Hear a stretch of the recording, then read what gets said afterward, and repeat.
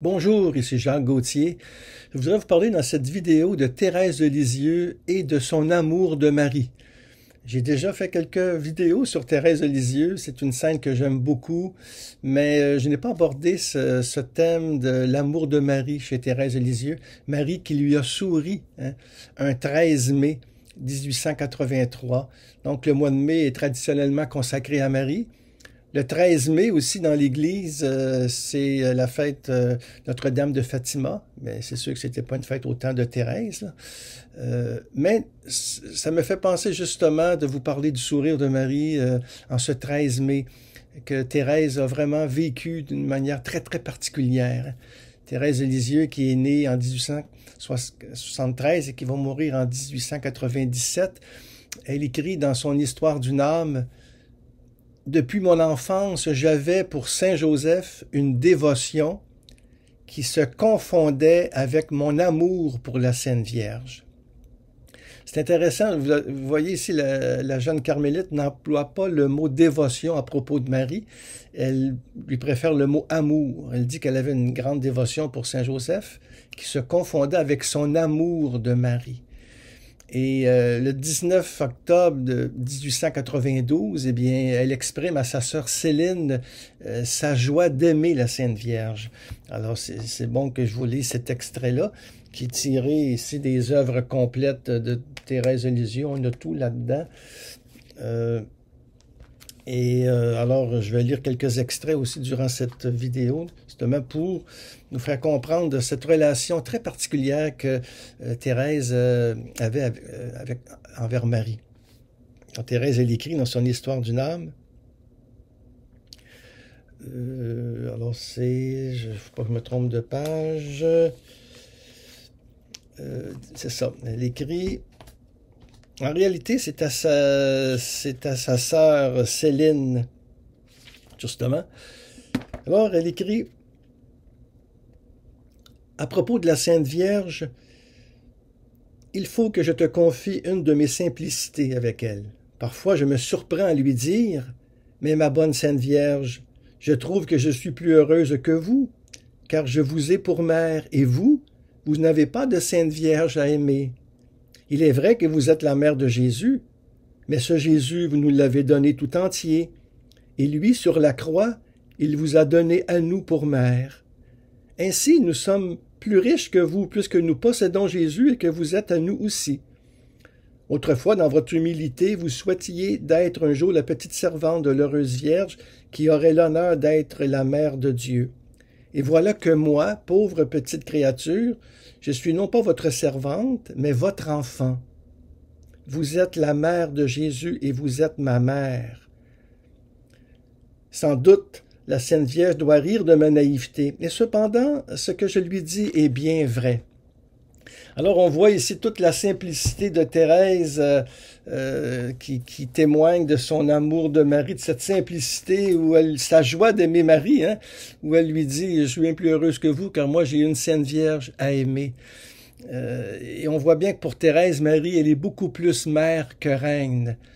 Mais d'où lui vient, en fin de compte, cette proximité d'âme avec la mère de Jésus?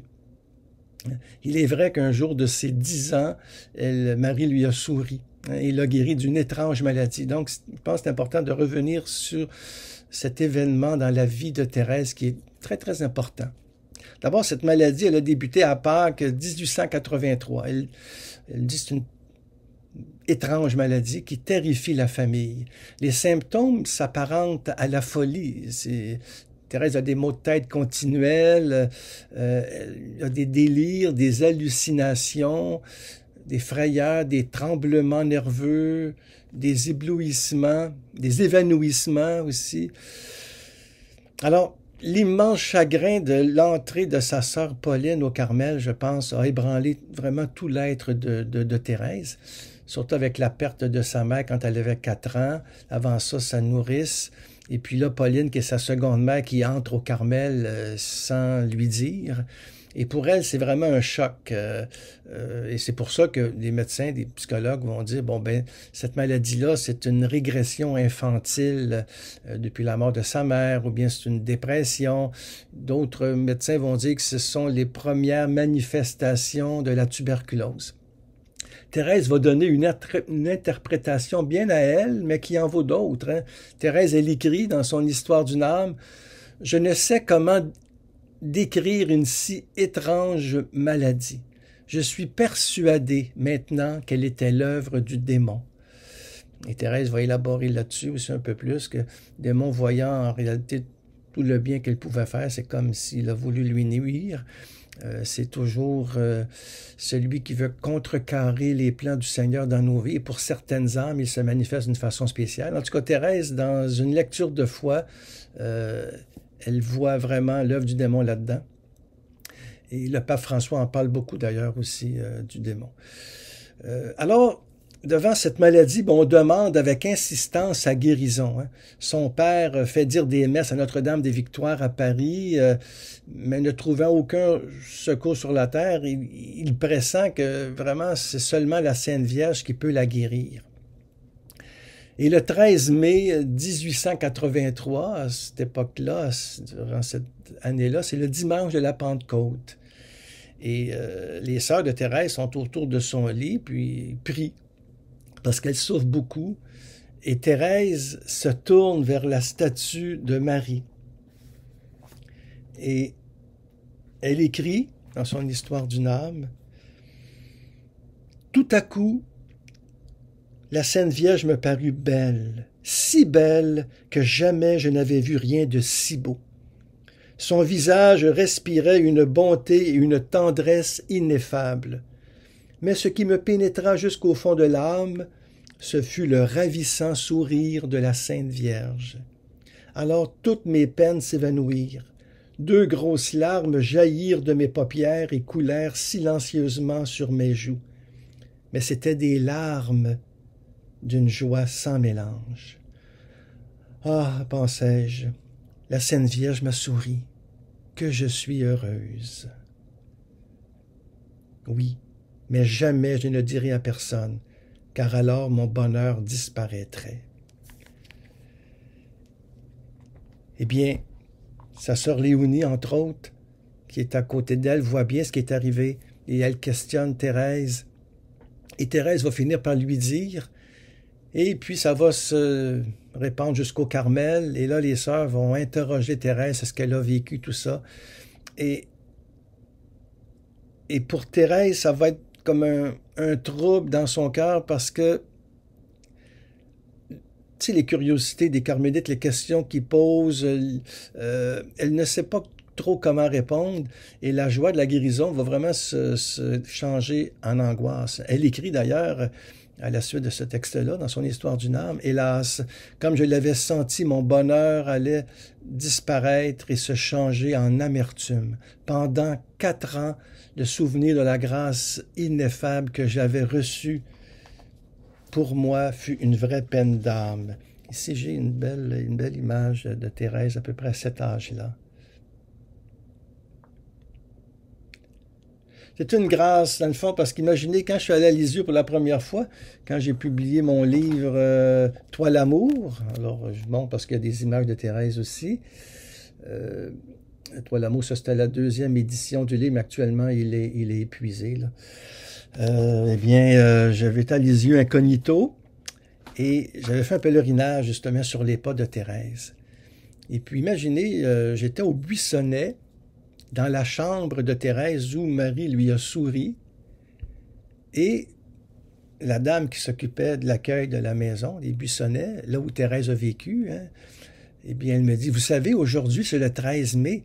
Aujourd'hui, le 13 mai, ben, c'est la journée, en fin de compte, où Marie a souri à Thérèse. Imaginez, je n'aurais pas pu planifier ça, moi qui venais du Canada, arriver là, sans savoir que c'était la journée même. Alors, vous comprenez que moi aussi, il y a des larmes qui ont coulé par reconnaissance, et j'ai senti une grande présence de Thérèse dans cette chambre avec le lit où elle était devant la statue de la Vierge du Sourire. une grande émotion est montée en moi, puis je me dis quand même, quelle délicatesse d'être là sans l'avoir planifié et, euh, et de vivre cette journée-là, ce moment très fort qui m'a toujours touché parce que dans ma vie aussi, Marie a été importante. Le 2 juin 1972, ben, elle m'a vraiment touché au plus profond de mon cœur. C'est une conversion, en fin de compte. J'en ai déjà parlé d'ailleurs dans des articles ou dans certaines vidéos de ma chaîne YouTube. Je ne veux pas revenir là-dessus, mais c'est juste pour vous dire que je crois, moi, ce que Thérèse a vécu. Et quand Marie, justement, saisit quelqu'un, c'est notre mère. Quand des fois il n'y a pas d'autre recours, quand nous sommes dans un abîme, une grande détresse, eh bien c'est la mère seulement. Et quoi de plus fort que le sourire de Marie pour guérir quelqu'un? Et Thérèse, elle est guérie. Mais comme je vous ai dit, elle pense d'avoir simulé la maladie, d'avoir tout inventé, hein, avec le trouble qu'elle a, avec les questions des religieuses. Et pendant 4 ans, elle va vivre comme une crise des scrupules. Est-ce que Marie lui a vraiment souri? Bon. Et en novembre 1887, alors qu'elle est à Paris pour un pèlerinage à Rome, hein, avec son père et puis sa sœur Céline et d'autres pèlerins, elle est à Notre-Dame des Victoires et Marie va confirmer justement la guérison de Thérèse. Et Thérèse, elle écrit justement dans son Histoire d'une âme, « La Sainte Vierge m'a fait sentir que c'était vraiment elle qui m'avait souri et m'avait guéri. J'ai compris qu'elle veillait sur moi, que j'étais son enfant. Aussi, je ne pouvais plus lui donner que le nom de maman, car il me semblait encore plus tendre que celui de mère. » C'est très beau, hein? Et Thérèse, quelques photos de Thérèse aussi, quand elle va entrer au Carmel, elle va découvrir sa petite voie de confiance que Jésus lui trace, et elle va trouver dans l'Évangile, justement, Marie qui l'inspire. Elle écrit dans un poème, justement, « Auprès de toi, Marie, j'aime rester petite. » On la voit ici à 15 ans, avant qu'elle entre au Carmel, Thérèse, quand elle dit « Mon Dieu, je choisis tout ce que vous voulez. » Plus tard, elle dit ici, Thérèse, elle est au Carmel, avec le petit Jésus de Thérèse. Alors, Thérèse qui écrit « Si quelqu'un est tout petit, qu'il vienne à moi. » C'est là qu'elle va écrire aussi que la sainteté, c'est une disposition du cœur qui nous rend humbles et petits entre les mains de Dieu.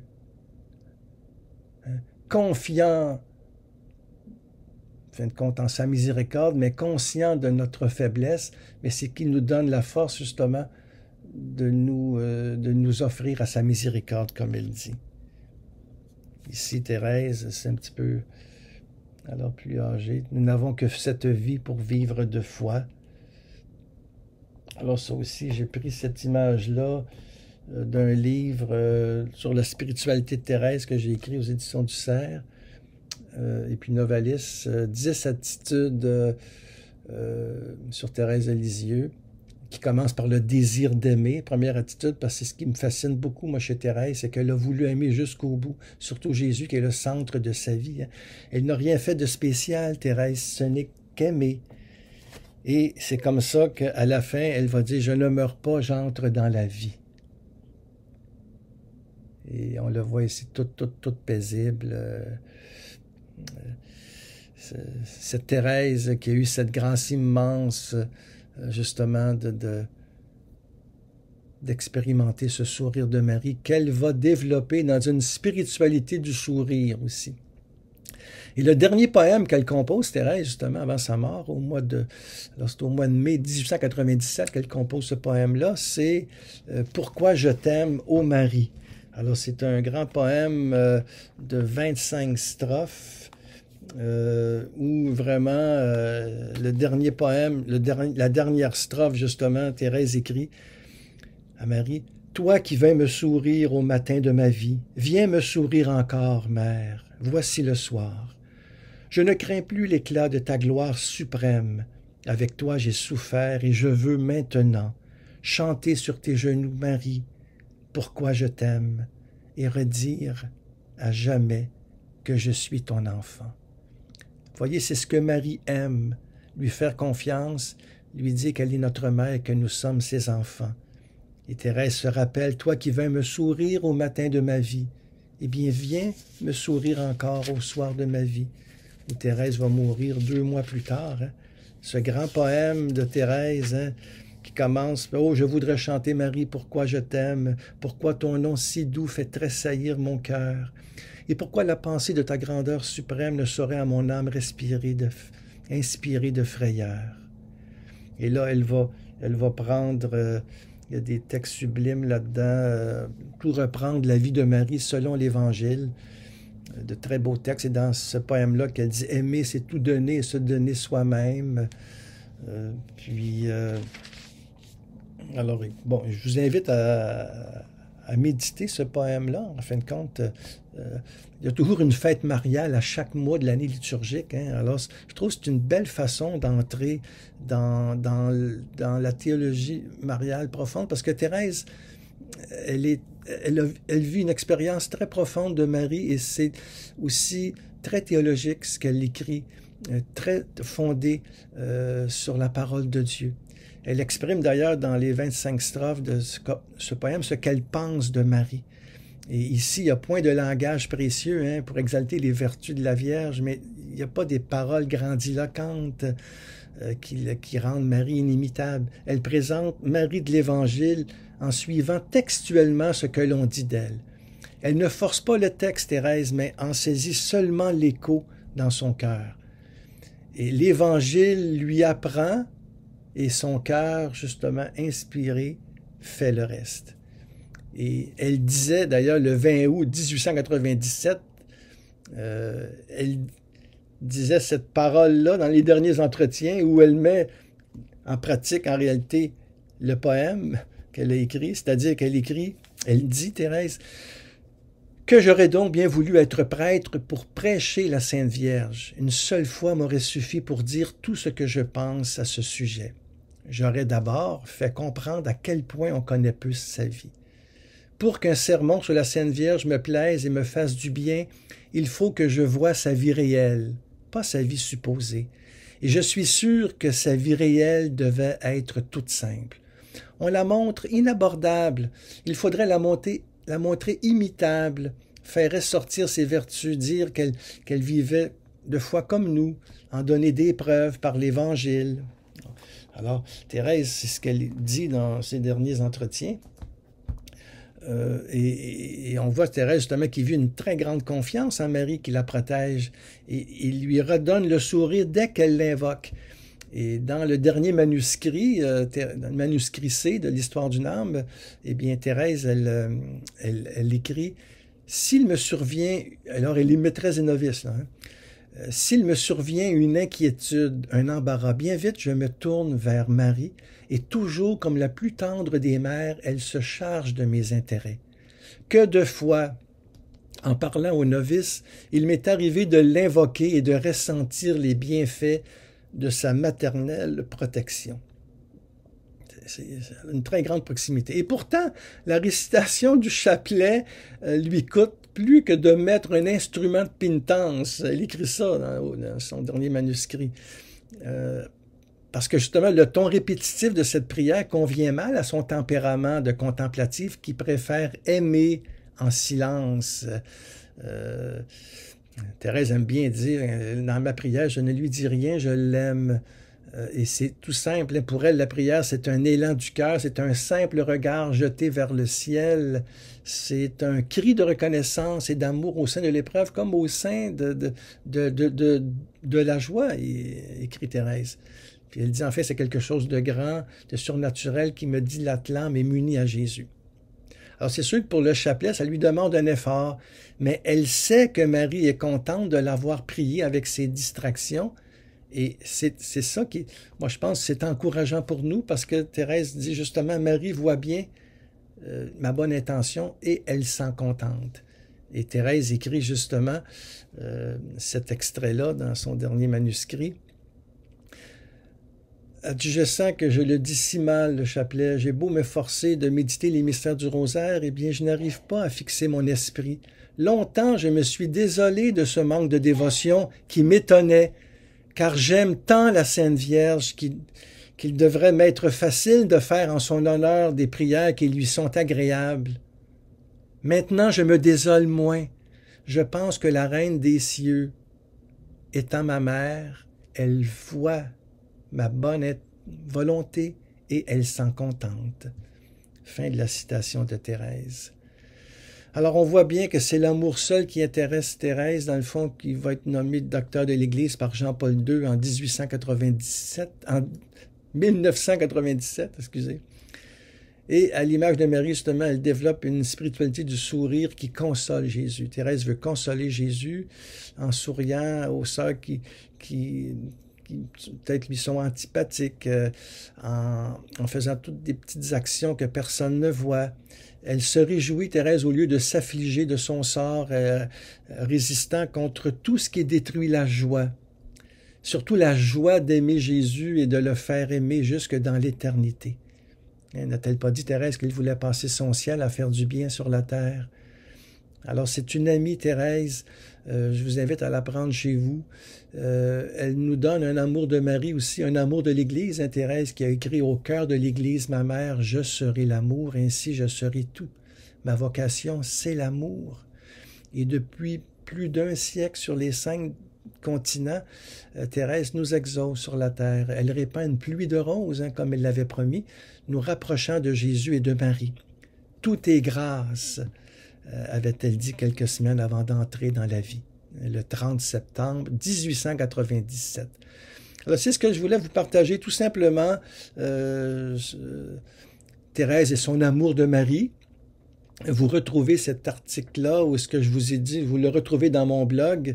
Je le mets en même temps que ma chaîne YouTube, alors vous pouvez aussi méditer le texte si vous voulez. Et bien sûr, il y a les livres. Le dernier, le plus récent ici, c'est une entrevue avec Thérèse Interview, préface de Natacha Saint-Pierre, et puis c'est le grand amour de Thérèse. En fin de compte, on reprend sa vie, je lui pose la question et elle répond. Et ça nous donne un contact direct avec Thérèse. Thérèse ici, elle est déguisée en Jeanne d'Arc. C'est une pièce de théâtre qu'elle a composé pour le Carmel. Il y a aussi le petit livre ici, Chemin vers le silence intérieur avec Thérèse de Lisieux. Ce sont des textes de Thérèse. Ça vous donne l'occasion en même temps de voir les images de Thérèse. Et je veux terminer par une prière très courte de notre chère amie Thérèse qui est là pour nous aider. D'ailleurs, une autre image de Thérèse aussi. Il faut en profiter parce qu'on a quand même des images authentiques, hein, ce qui est assez rare des fois pour les saints et les saintes des siècles précédents. Et c'est sa sœur, quand elle est entrée au Carmel, Céline, eh bien, elle avait l'appareil photographique et elle a pu prendre des photos de sa sœur. Mais ici, c'est avant qu'elle entre au Carmel, on voit les deux. C'est justement Céline et sa sœur Thérèse, une photo qui est très connue aussi de notre chère Thérèse. Alors, je termine cette rencontre-là, cette vidéo, avec une courte prière, et que Thérèse nous donne l'amour de l'enfant et de la mère, que Thérèse nous fasse vraiment expérimenter de l'intérieur ce sourire maternel, Marie qui est très bienveillante et qui veille sur nous. Thérèse, toi qui as retrouvé la santé et le repos dans le sourire maternel de Marie, nous la remercions avec toi. Pour tant de tendresse et de compassion, elle est pour nous la mère tant désirée qui comble ses enfants angoissés. Tressaillons de joie en sa présence. Elle nous attire à Jésus ressuscité. Elle attire aussi en nous l'Esprit Saint. Oui, tressaillons de joie en sa présence, maintenant et à l'heure de notre mort. Amen.